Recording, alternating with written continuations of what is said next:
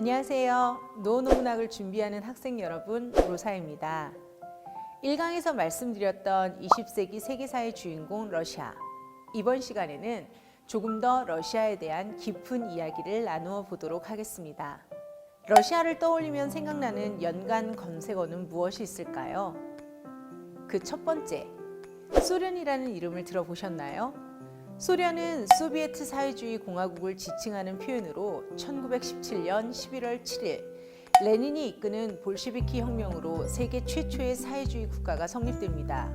이로 인하여 300년 넘게 이어오던 로마노프 왕조의 짜르 시대는 무너지고 20세기 세계사는 자본주의권과 사회주의권 두 진영으로 나뉘게 됩니다.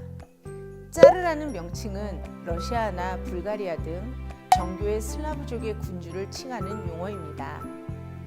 근데 여기서 잠깐만요. 10월 혁명은 들어본 것 같은데 11월 혁명은 처음 들어보셨다고요? 같은 듯 다른 듯 하지만 이 명칭은 같은 사건을 지칭하고 있습니다. 그 당시 러시아는 율리우스력을 사용하였고 그 날짜가 10월 25일이었습니다. 하지만 전 세계가 사용하는 그레고리력으로는 11월 7일로 기록되기도 합니다. 전 세계의 시간에 맞추자면 11월 혁명이 맞겠지만 워낙 큰 사건이었던 10월 혁명은 고유명사화되어서 지금까지도 10월 혁명으로 불리고 있습니다. 완벽한 이론으로 보였던 사회주의, 그리고 세계를 양분화시킨 대표국가 소련. 하지만 1985년 고르바초프라는 대통령의 등장과 함께 변화의 조짐이 보이기 시작합니다. 개혁, 페레스트로이카, 그리고 개방, 글라스노스트를 기초로 한 일련의 개혁 정책의 여파로 자유와 물결이 일어났으며 1989년 동독과 서독의 통일 이후 공산주의 국가들이 시장 경제를 지향하게 되면서 보다 급진적인 개혁의 소리가 높아졌습니다. 1991년 공산주의 포기와 공산당 해체를 계기로 각 공화국이 독립을 강행함으로써 소련은 붕괴가 됩니다.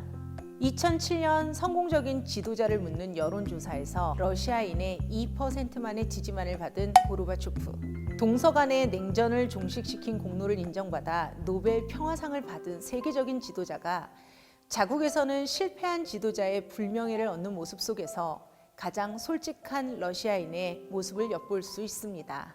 러시아의 연관 검색어 그 두 번째, 스푸트니크 쇼크를 들어보셨나요?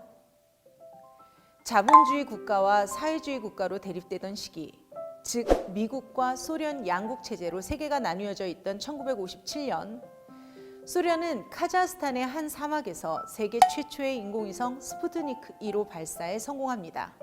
이전까지만 해도 과학기술 분야에서 소련을 압도하고 있다고 믿었던 미국은 엄청난 충격을 받게 되고 이를 스푸트니크 쇼크라고 말합니다. 어려운 기초학문보다 창의성과 흥미 중심의 교육제도를 지향하던 미국은 스푸트니크 쇼크 이후 수학과 과학교육을 대폭 강화하는 쪽으로 교육과정을 개편하기도 하였으며 나사를 설립하기도 합니다.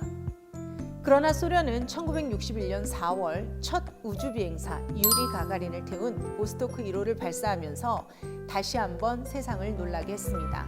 더 이상 소련에게 뒤처질 수 없는 미국은 10년 내 인간을 달에 착륙시키겠다는 포부로 아폴로 계획을 실행하였으며 1969년 세계 최초로 미국의 닐 암스트롱이 달에 착륙하게 됩니다. 1950년대까지 미국과의 우주 경쟁을 압도했던 소련의 과학기술, 인공위성의 발사가 의미하는 부분을 눈치채셨나요? 인공위성을 발사시키는 과학기술이라면 핵탄두를 장착한 미사일을 언제든지 원하는 곳에 떨어뜨릴 수 있다는 증거입니다. 우주 경쟁으로 포장된 군사 경쟁. 왜 양국이 치열하게 경쟁할 수밖에 없었는지 조금은 이해가 되시나요? 러시아의 연관 검색어 마지막으로 세계에서 가장 넓은 국토를 갖고 있는 러시아입니다. 러시아는 자국 내에서도 시차가 11시간 이상 차이가 나는 곳이 있을 정도라고 하는데요. 이 넓은 영토에 막대한 에너지 자원을 가지고 있는 것으로 파악되고 있습니다. 매장되어 있는 에너지 자원의 90%가 우랄 산맥 동쪽 지역에 집중되어 있지만 열악한 기후 조건과 자본 부족으로 제대로 개발되고 있지 않습니다. 세계 1위의 석탄 매장량과 세계 3위의 석유 생산국, 세계 최대의 천연가스 생산량과 수출국이라는 지위를 가지고 있는 러시아. 하지만 1인당 국민 총소득이 50위에 머물고 있다는 점이 안타까운 현실이죠. 하지만 이 점이 우리에게는 새로운 기회가 되지 않을까요? 우리에게 부족한 자원을 앞선 기술과 자본으로 개발할 수만 있다면 우리에게 조금 더 유리한 기회를 만들어갈 수 있을 것이라는 생각이 듭니다. 바로 이 점이 러시아라는 나라에 주목하고 관심을 가져야 하는 이유가 됩니다. 러시아에 대한 연관 검색어, 정치 이데올로기와 과학기술, 그리고 앞으로의 가능성이라는 주제로 알아보았습니다. 러시아에 대해서 조금 더 관심이 생기셨나요? 다음 3강에서는 러시아를 대표하는 지역과 인물에 대해서 만나보도록 하겠습니다. 다음에 만나요. Learning Form